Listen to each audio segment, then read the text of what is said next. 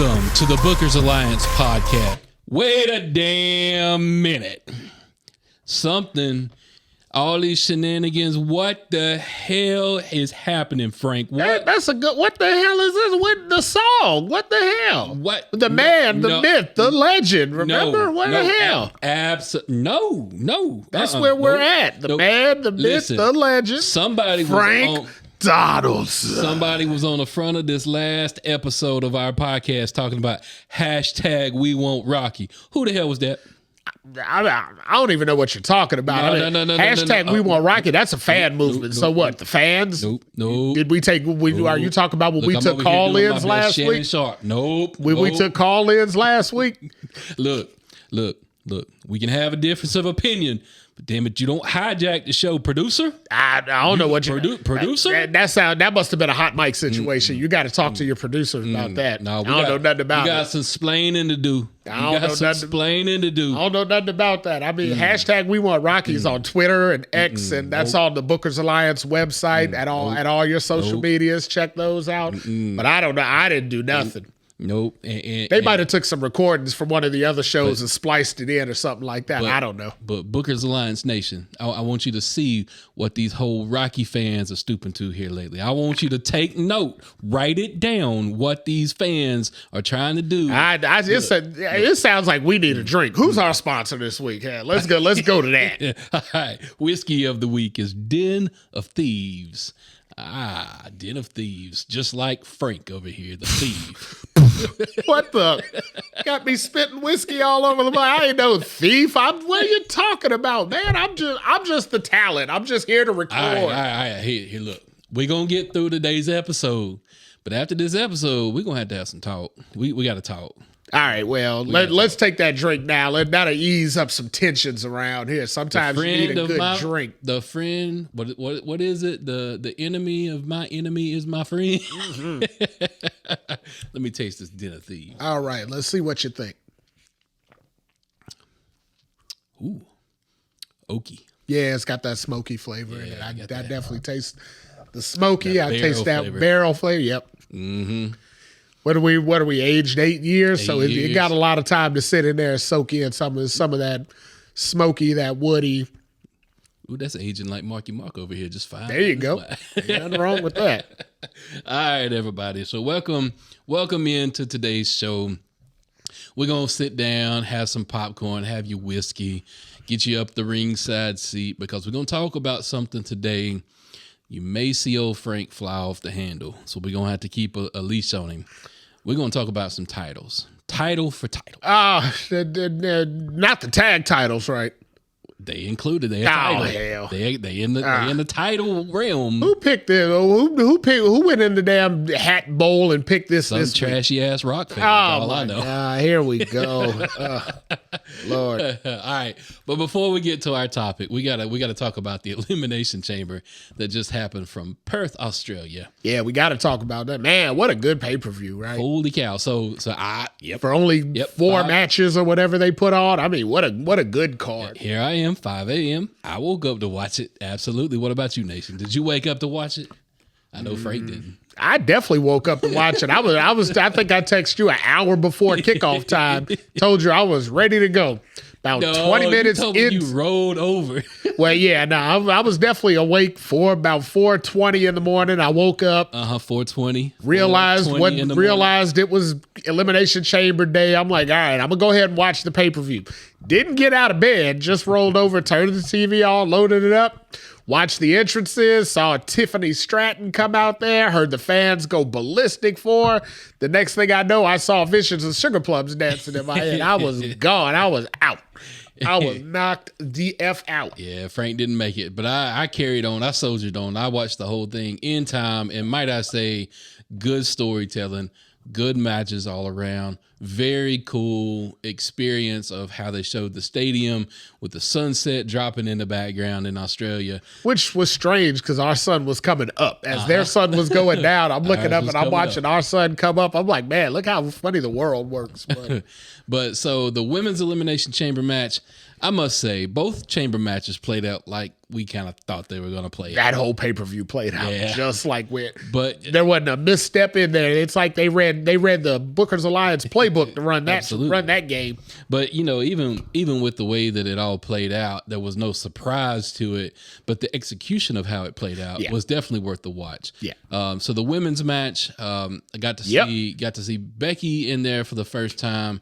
Naomi in there. Was she first time too? Yeah, I think so. Yeah, so we definitely saw first time of consequence. If she was in it before, she was just filler in there. This was actually the first time where she was a major contributor. So Tiffany Stratton, her first time in there. Yep. And might I say, a star was born. Man, I mean, if Australia did, if you weren't sure before she got over there, let's just say, she's next level star at this point. Because my God, the way they were cheering her.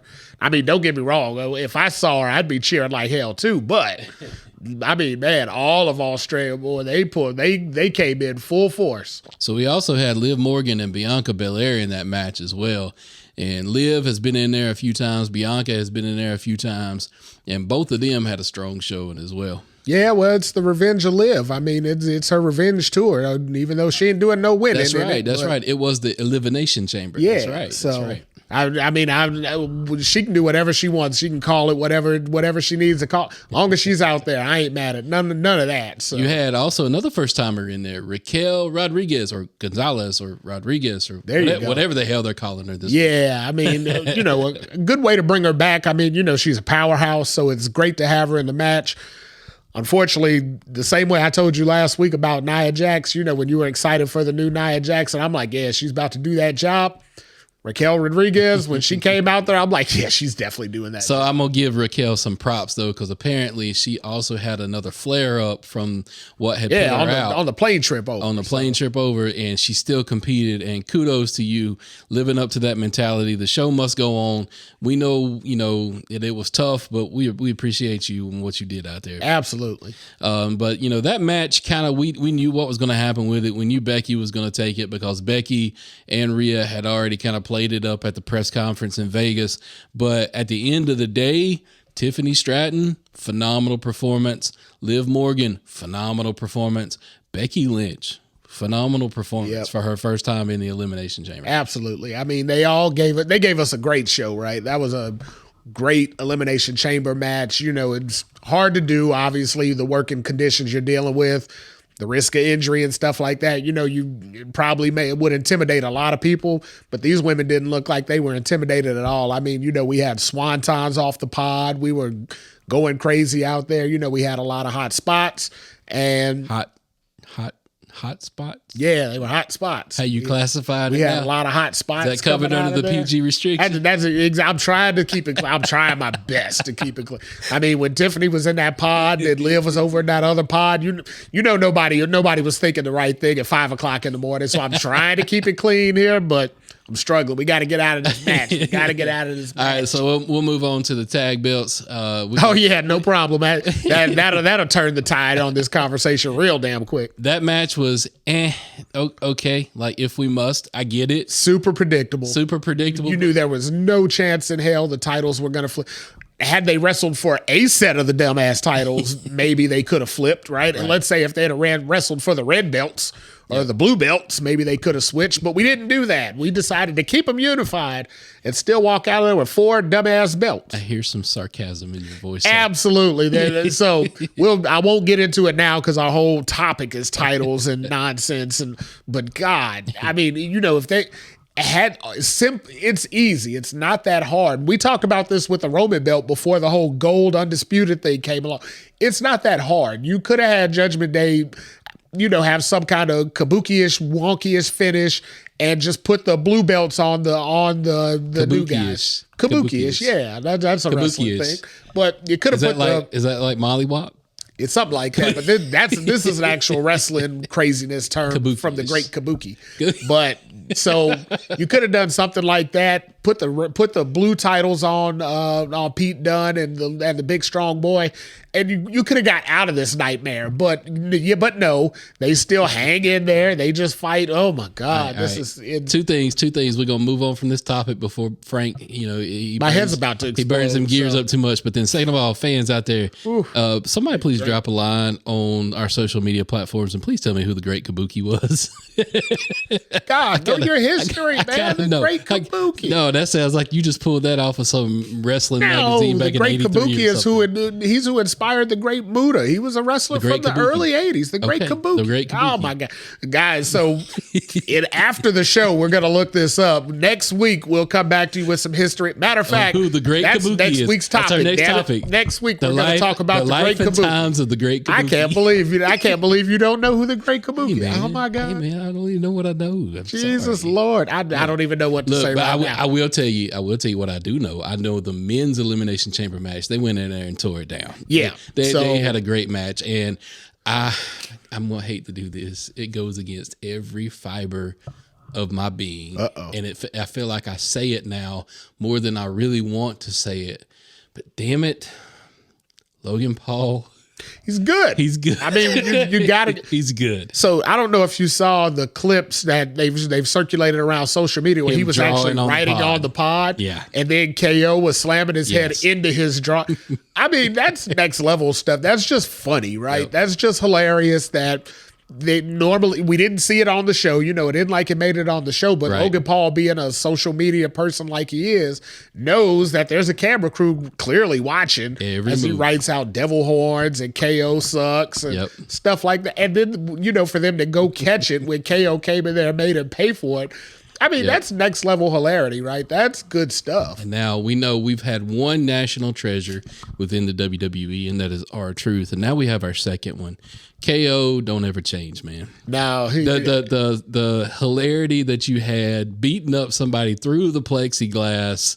As they were getting their head banged into it, you were in your pod trying to bang and hit the other person. I mean, that was just hilarious as all get out. I mean, and then when Logan Paul got announced, and he was all excited to come out, and then he turned and looked, and KO was just standing there, and then they were fighting to get in and out of the pod. I mean, that's just funny stuff, right? That, especially at that point, what was it, 8 in the morning? I mean, at 8 in the morning, when I'm supposed to be watching my damn cartoons, I need a little bit of that levity in the match right there. So good stuff. So also, any aspiring wrestlers out there listening to our podcast, so me and Frank, we are happily doing what we are doing. I do not intend to ever get in that ring at this glorious age of 43 that I'm at and take a bump. But any of you past. any of you aspiring wrestlers out there that are learning and needing tutelage on how to sell something, please go back and watch Randy Orton's performance in the Elimination Chamber. I mean, you can watch Randy for the last 15 years, but God almighty. what he did, there was legit times where I'm like, he's hurt. He's definitely hurt. Screwed. Yeah. But yet, and I'm sure don't get me wrong. I'm sure he wasn't tickled. He was hurt. I'm sure nothing in there was feeling great after some of the moves he took in there. Right. And the amount of time he was out for injury. I'm sure he didn't feel awesome. I'm pretty sure it sucked. Yeah. But I mean, the way that he sold it would really make you think like, oh my God, he's re-injured his back. He's on the shelf again. He's gone. And it wasn't, but he still pulled off every spot he needed to. And it wasn't like he sold the injury and then went on the ground, hid in a corner, and did a rest spot. Yeah, no, he had to stay active in the match. He just made a point to sell at the execution of every move, in between every move, after he took every move. He stayed on the ground, like rolling around, dude, if you were hurt, kudos to you for finishing the match, but we're going to assume that you sold your ass off in that match. Well, let's just say, I mean, he was out for 18 months on a back injury. Yep. He knows how to sell the back injury because he knows what it feels like when your damn back hurts. Because for a lot of those months, I'm sure he wasn't moving around too well. So he learned how to sell whether he intended to or not. He learned how to sell on that. So it's just kind of recall. And side story, if you haven't watched Randy Orton's biography yet, do so. Great watch. And you also get to learn the origin of his back problem. Okay, and then what about the Rivals? The Rivals was good. Triple H and The Rock. Triple H and The Rock. And Bully Ray always tells us he likes his wrestling with realism, right? So they went on and fessed up what we all knew for the longest time, but they went on and fessed and put it out there in the public knowledge. Rock and Triple H really didn't like each other. No, they were competitors. They were going for the same a shade spot away from Shawn Michaels HBK. I mean, HBK and Bret Hart. I mean, they were a shade under that at some level. They were a little more, workable, obviously, but I mean, they were both right there at that second tier level, intercontinental title type level, waiting to break through. And it was just kind of a shooting a prayer on who was going to be the one to break through. Wrestling back then used to be that competitive. I mean, you used to have to, step on a few necks to get where you wanted to sometimes. Unfortunately, it was just the nature of the business. Speaking of stepping on a few necks, Rhea Ripley, Nia Jax. Man. Holy shit. So what did I text you about Nia? Nia came ready to go. She came ready to go, and thank you for giving me the Nia Jax that I have been wanting for the longest time, continuing on with it. Even though you had to lose in this match, you came out on Monday Night Raw and continued the incredible, just savage run of Nia Jax. Yep. I'm digging this version of Nia. I'm invested in who she is as a character. Yep. I hope they continue to just work that character into just this savage of a woman who's just going to take out the whole women's division. I don't even care if you put the belt on her. I mean, she took most of them out on Monday. Just let her ran through them. Yeah, just 2 let her Mondays run. ago. She ran through all the top contenders in the women's division, and then this week, more of the same. Although somehow or another, Becky got to engage a little bit. There was a little back and forth, but at the end of the day, I mean, Nia kind of is. She is that dominant figure in the division. If she lives into it, she has a tendency to pull back and play more into the I'm a girly girl type thing and all. Okay, that's great for in your real life. I love it that she took cute pictures with Tiffany Stratton in Australia and all. That's all good for that. But that bell rings. I need you to turn that switch. That's what I was about to say. Just don't give her the Big Show treatment. Right. Hunter, if you're listening, Hunter, don't give her the Big Show treatment. We've said it before. Please. I mean, she needs to be like early 90s Vader. She's Vader. She's Yoko. She's that level. Before both of them got ridiculous. Yep. When they were both at their most extreme, she can be that. I mean, she can live right in that. You just can't call her Big Nia Jax. I mean, so that we're reserving that for Big Bronson Reed. Congratulations out there, Big Bronson Reed. Absolutely. Go ahead, Big Papa, with your newborn baby. Go ahead, Big Papa. Hey, let's toast it. Let's give all right, toast. Good call. Let's give a toast to Bronson. All right. See, Bronson, you got me out here toasting with a crappy ass Rock fan over here. Well, we're getting Bronson Reed's gonna stay over as long as this show stays on the air. His ass is gonna stay over. Absolutely. Because I don't think we miss a show without mentioning Big Bronson Reed. And then we get to Rhea Ripley, who Rhea is in her own right now with what's going on.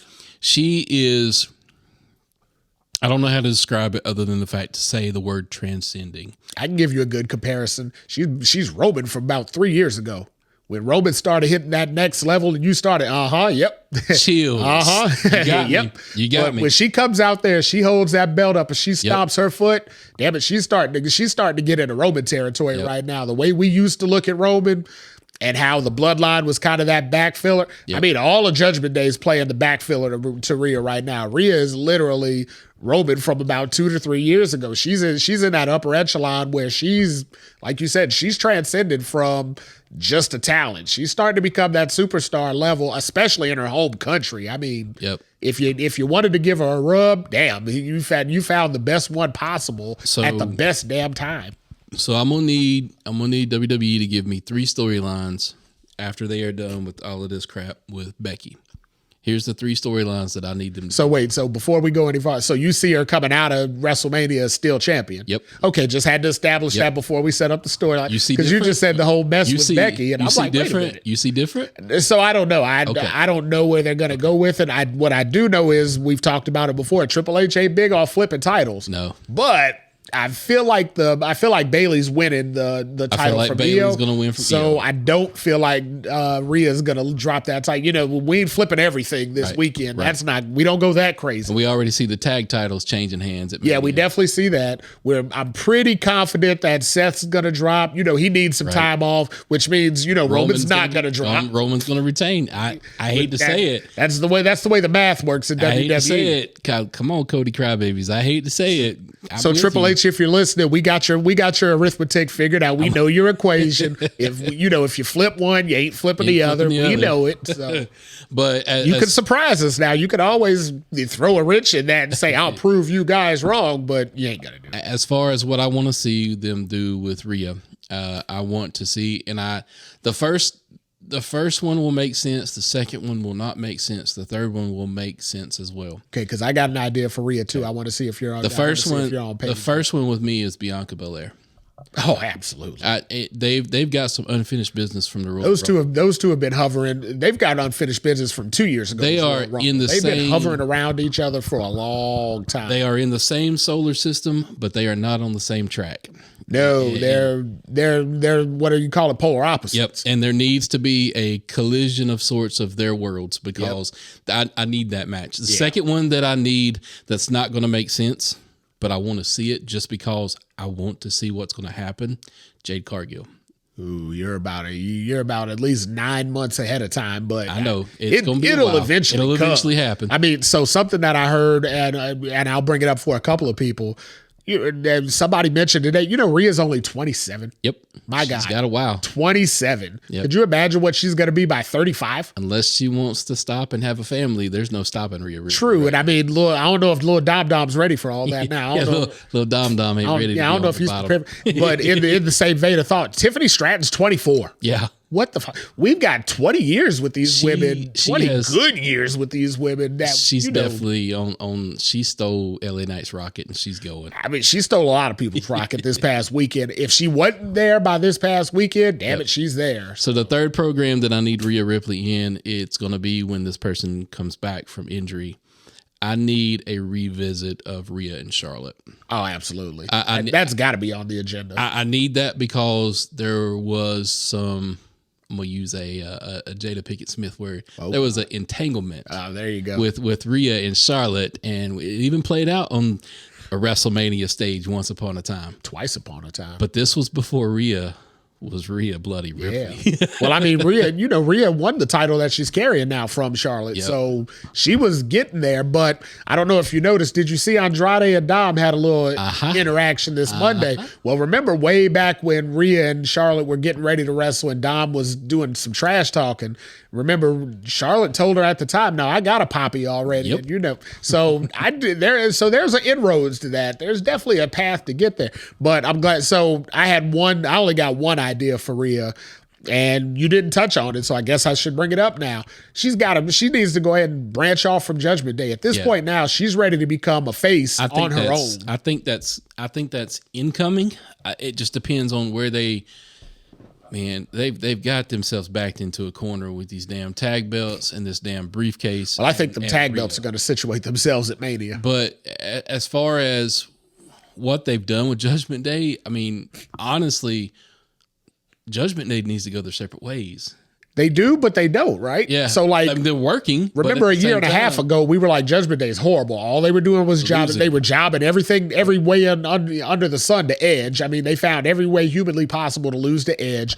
They were, they were a faction, but they sucked. Yep. Now they're finally starting to hit their stride, and it's about time for them to, like you said, it's time to separate. I mean, Finn can do his own thing. We know that. He could even stay with JD McDonough. That would work. Yeah, that would be a solid tag team. That would work, right? Damian's got this briefcase. Inevitably, he's got to cash it in. Something's got to matriculate out of that briefcase somewhere or another. Dom is going to be attached to Rhea. Dom can stay attached to Rhea. Yeah. That's a good combination. That works, right? That situation works. But as a whole, they're kind of in that situation where they can do like the Horsemen used to do, right? Well, they can do their own separate things and still be a group, but they got to get out of this whole we have to be tied together mentality. But what they're doing with Dom is actually pretty smart because he is Rhea's heat magnet. Yeah, absolutely. He's drawing the heat. He's what keeps her from getting cheered out the building. Face, yeah.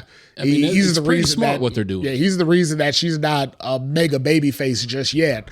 But I mean, that's inevitable too at this point. I mean, you're not going to be able to keep her on the heel side for much longer because the fans just ain't going to allow it. Don be damned. But I don't know that I want to see her turn white meat babyface.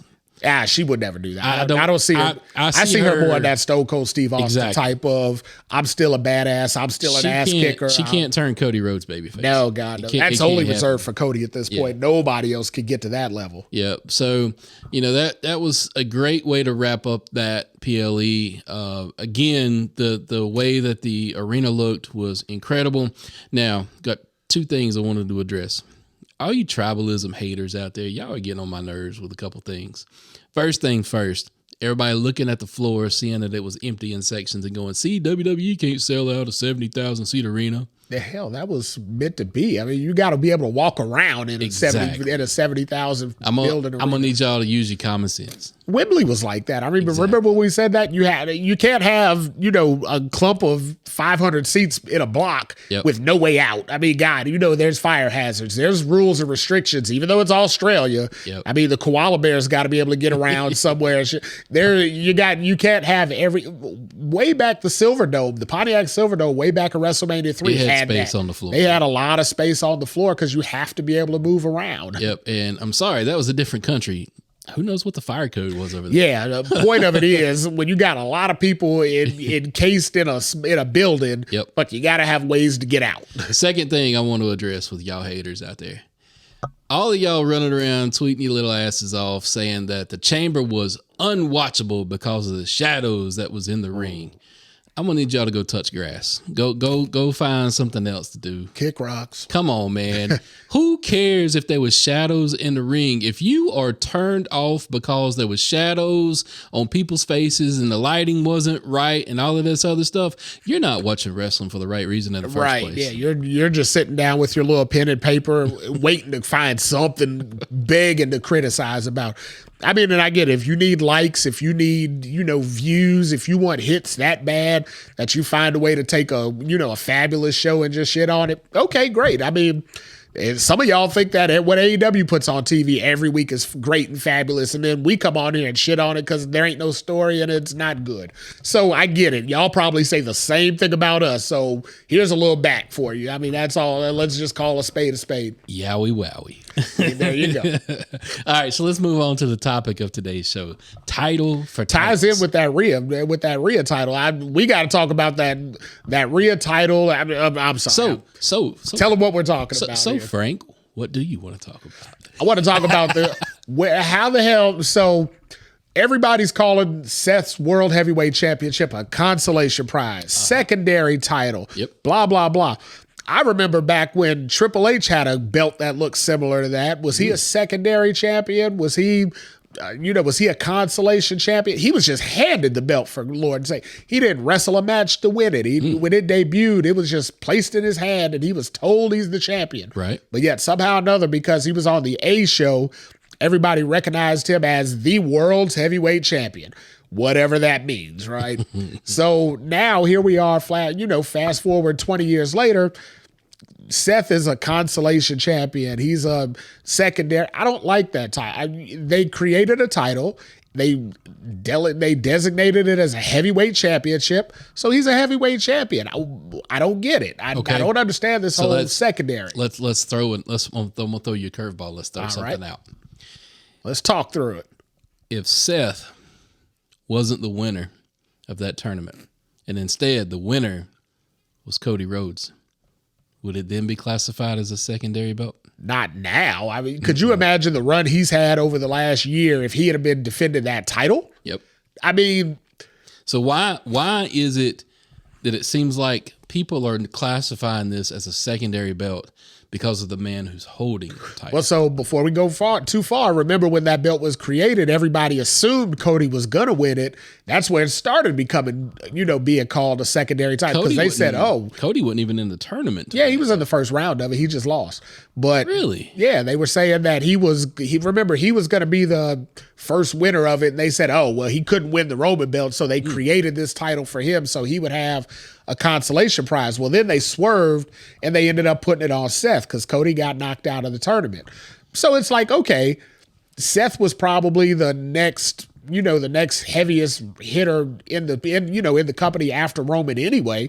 So it was a logical choice to put the title on him. But in the past, I mean, historically, Seth hasn't been second fiddle to Roman. He was a world heavyweight champion before Roman. He was Triple H's pick out of the Shield before Roman. I mean, he was historically before or ahead of Roman, but obviously that dynamic has changed. Nobody's ahead of Roman in WWE right now. That's just a fact. But I mean, Seth was as close as you were going to get. When he started with the title, he started with fire. As it's kind of tapered down, though, now we're back into this secondary title thing.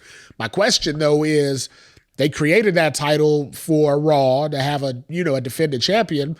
Well, they replaced Rhea's SmackDown title with her World Heavyweight Championship, which is a similar design to Seth's. But if you look at it today, Rhea's title's being showcased constantly on TV. And kind of Io's title, the actual WWE Women's title, has kind of fallen to the wayside. It's just weird how that dynamic flipped.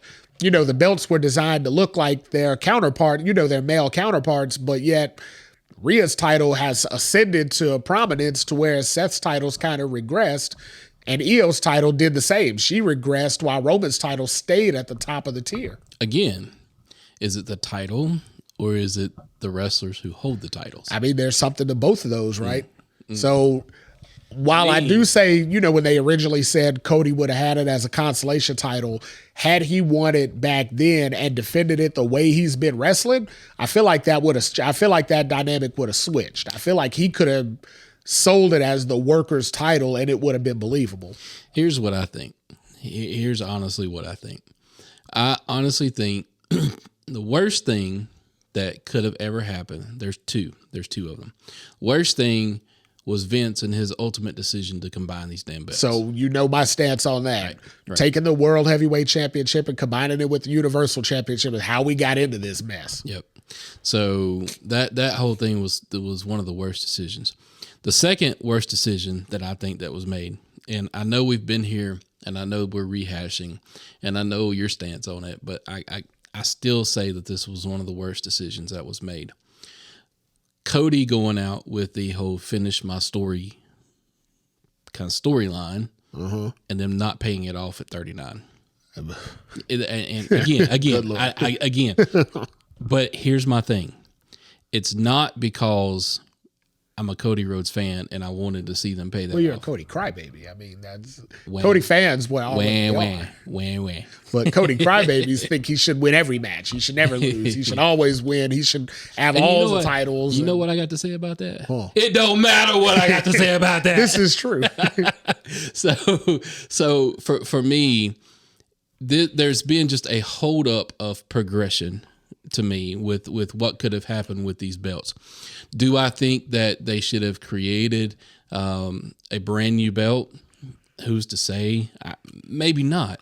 Maybe. But we touched on that. Had they created that new belt and linked it to the past World Heavyweight, I don't think we'd be in the same trouble. But. Correct. So I think those are two huge missteps for me. But at the same time, I look at the Roman story, and I do agree with what a lot of everybody says, including you, Frank. Where did you want it to go? What would have been if they would have paid it out at 39? And then it would have been over. Where would you have seen it go? And so now, even though I still want Cody to take this thing at 40, where does it go after 40? I don't know. So I told you a couple of episodes ago, it goes where Daniel Bryan went, into a forgetful title reign that 10 years from now, no one will ever talk about, short of the actual match that he won in. So I'm going to tell you right now, I will fess up and say, Master Bully Ray, you are correct in what you are preaching, sir.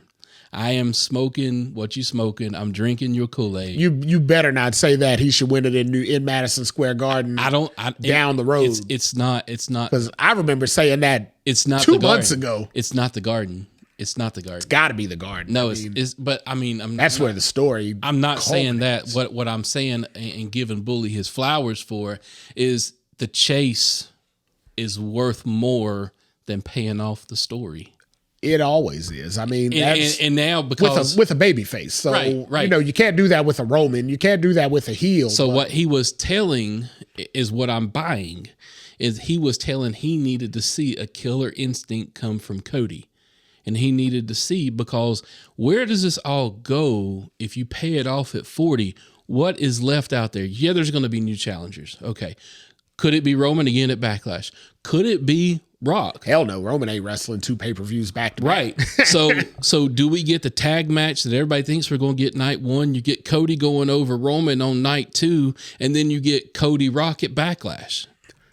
Hell no. Rock ain't wrestling at Backlash. That's the same thing, though. Now we're wandering into where he could have a singles, highlight main event at WrestleMania, or he wrestles at some, pickup pay-per-view. I mean, NBA players don't play in pickup games, right? But here's the point, though, that I want to take you down the road of right here.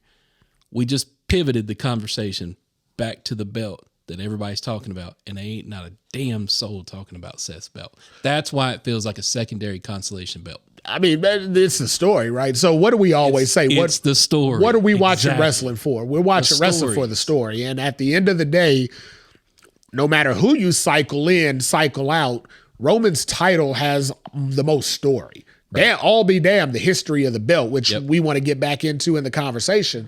But the fact of the matter is, Roman's story has been dominating all of our wrestling TVs, at least for the last 2.5 years. Yep. So it doesn't matter what they could have used whatever, but they could have separated the world heavyweight or they could have separated the black belt and the blue belt. The black belt would have had no damn story, because it just would have been Roman kind of just saying, I don't want this no more. And it still would have been second. Kind of like Samoa Joe did to that ROH title. Pretty much, right? Just saying, you know what? I want to go for the big belt. I'm sick of this belt. And when something like that happens, that means that's like putting the belt in the trash can. Yeah, I was going to say, you might as well Alundra Blaze it at that point and just throw that joker in the garbage, because it's worth nothing. And the only way to get the black belt off of Roman when Vince decided to combine them would have been for him to lose it or give it away. So no matter what, there was going to be a secondary title just because Roman is the main title holder. Hulk Hogan could come back and wear the Winged Eagle belt tomorrow, and nobody will say, well, that's the big belt in WWE. It just ain't going to happen, because there ain't enough story. They could resurrect Andre the Giant, remake WrestleMania 3, and Roman would still outshine him at this point, because we're so bought into that storyline. So let me kind of paint it in this picture. When you talk about the king of rock and roll, okay, who is usually referenced? The king of rock and roll. So there's a lot of distinctions. That would be Elvis. Elvis Presley. Yeah. I've never heard anybody else classified as the king of rock and roll outside of Elvis Presley. No.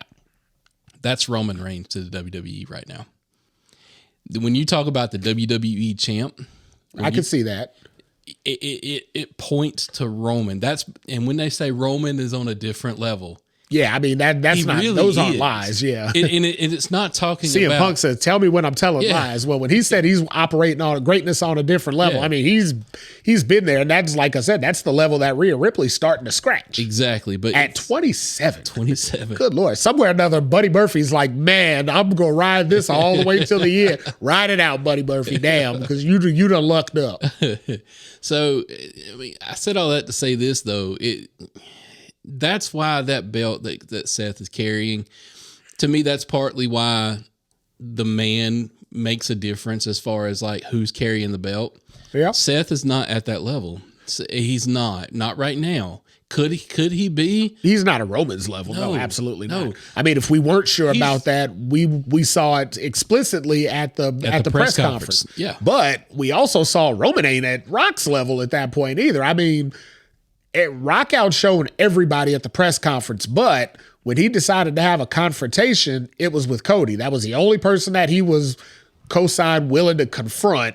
that wasn't already Roman Reigns, right? Yep. So now, that goes back to my original thinking. Had they maneuvered Cody over into the Seth belt for for WrestleMania, and then had Rock and Roman do their thing, I feel like if you would have put the Seth belt on Cody now, they could have elevated. And remember, I said that a couple shows ago.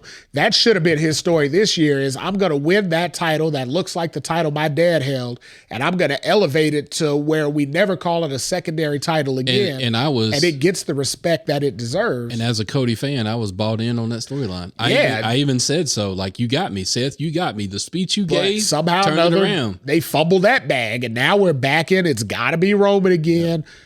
And unfortunately, I mean, the crybabies are going to hate it, but I just don't see Cody winning at Mania, which means they're going to leave walking away from Mania screw-faced again. And it's just going to send everything into a turmoil that we didn't have to have. So let's talk about the tag belts just as we wrap up our conversation. Oh God! Because I know this unify those fucking belts. Oh, sorry. So that's where we go to end the conversation. Sorry, guys. Hey, everybody, have a good night. Sorry, guys, but damn, unify the belts. Jeez. So these belts are the last.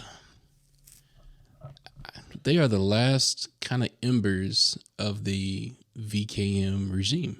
They're definitely the last F up from his last days, that's for sure. Because that combined thing, while it was great for the Usos and their storyline, the whole bloodlines, I get it, 100%. I get it for that.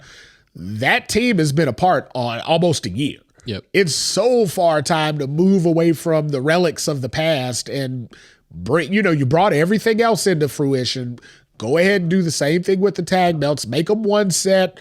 Put them on one show, or let them, be the floaters. They can go to either show, but do something with it. Running around with the red and the blue belt. We don't even do red and blue brands anymore. Nobody talks about the red brand and the blue brand no more. That's the only thing still identifying. So I've already said my piece, and I've gave it out for how, Hunter, you can make this belt thing work out. Looks like our new stable is called Regeneration X. There you go. Which I'm here for. I'm loving it. I saw the first T-shirt design for it today. I hope they put it out there. Just how R-Truth put his name on a piece of tape down at the bottom. Uh-huh. So they've got the DX, the silver and black shirt. Okay. With the tape over the D and RE written on it. There you go. So Regeneration X. Regeneration X with R-Truth. So if anybody can fix the tag title situation, it's R-Truth, right? Simply because R-Truth can do anything. I could see him like misplacing a couple of belts and just being like, I had those two blue belts and I don't know what happened to them. So I'm going to just take this red belt and then we just be the champ. Whatever you got to do to make it funny. I don't care how you get there, but damn, get there. Yep. So the only two belts that seem to have some stability in what's going on is the Intercontinental belt. Yep. Which Gunther, carry on, sir. Carry on. Yep. Carry on. I'm loving everything you're doing. I'm loving everything they're doing with you. I do see a potential change on the horizon, though. Yeah, it's definitely time to elevate him to that next level. I see you got Sammy eyeing it. You got Jey Uso eyeing that belt. Mm-hmm. I heard rumors that Braun Breaker might get a look at that belt come Chad Gable. There's a whole lot of talent. And then working in that mid card with Logan carrying the U.S. belt, it keeps Logan I don't want to say it in a negative way, but it keeps Logan relevant right now. Well, so again, same like you said, does the belt make the man or does the man make the belt? I mean, Logan being able to walk onto a UFC set with the United States title or a social media outlet with the United States title. I will say this. That helps. I will say this. Him carrying that belt gives him some legitimacy. Yeah. It gives the belt legitimacy because, it's a good looking belt. Yep. It's a good design. Actually might be my favorite U.S. title design. Definitely for the U.S. title. Absolutely. So, but, being able to showcase that on all the outlets that Logan Paul's on, that's not a bad thing. Remember when Bad Bunny took the 24/7 title to Saturday Night Live, and that was a shit belt. So, if he'd have been able to take the U.S. belt in its current design on TV, that's just a win. So having Logan Paul advertise for the company, that ain't bad. So I'm going to close with this closing statement, Your Honor. I'm going to close with this statement. Given the fact that even though we started talking off with Seth's title being the secondary title and everybody gets that criticism, here's my closing argument. All right. On looks alone, Oh, That belt should not be a secondary no, absolutely. belt. That belt should have replaced Roman's belt. It should have been bigger. Yep. Now, don't get me wrong. It should have been bigger. It should have been bigger, but it should have replaced Roman's Yeah. belt. Because my God, I mean, the design, the intricacy of it, that's a title belt right there. That's a championship belt. Just out of sheer love for the design of that belt, to me, that is not a secondary belt.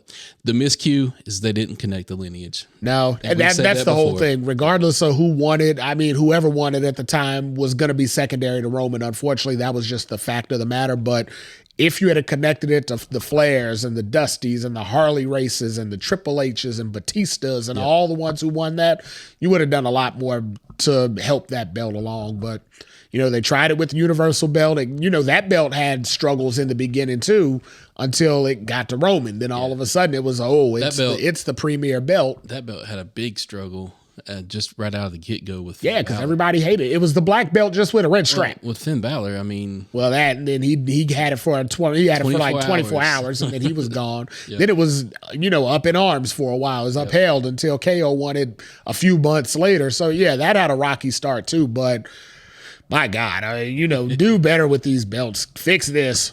I think they will. I think it's inevitable. I think we just like anything else though. Those belts take time. Yeah. Those belts take time because if you want a belt to have legacy, you got to build it. And they're building it. Seth has done a phenomenal job being the workhorse with that belt. Yep. I'm down with that. Should it have been passed already? So what do we always say? Seth's the guy that you always want him to win a title. You're always clamoring for him to win a title. Soon as he wins it, you're immediately clamoring for him to lose it. Yep. That's just who he is. Yep. So with that, everybody, thank you for listening to today's episode. Reach out on our social media platforms. Drop us a line. Tell us what you think about this whole title situation. Is Seth's belt truly a secondary title? Will they do something with those tag belts? If they don't, Frank might have a heart attack. We're going to have to do something with them. Fix it. Fix it. With that, everybody, we bid you adieu. # we want Rocky. Today's podcast was produced by SBP. You can find our podcast on all major podcast platforms. Also, connect with us on our social media accounts. Search for The Bookers Alliance on Facebook, Instagram, YouTube, and X.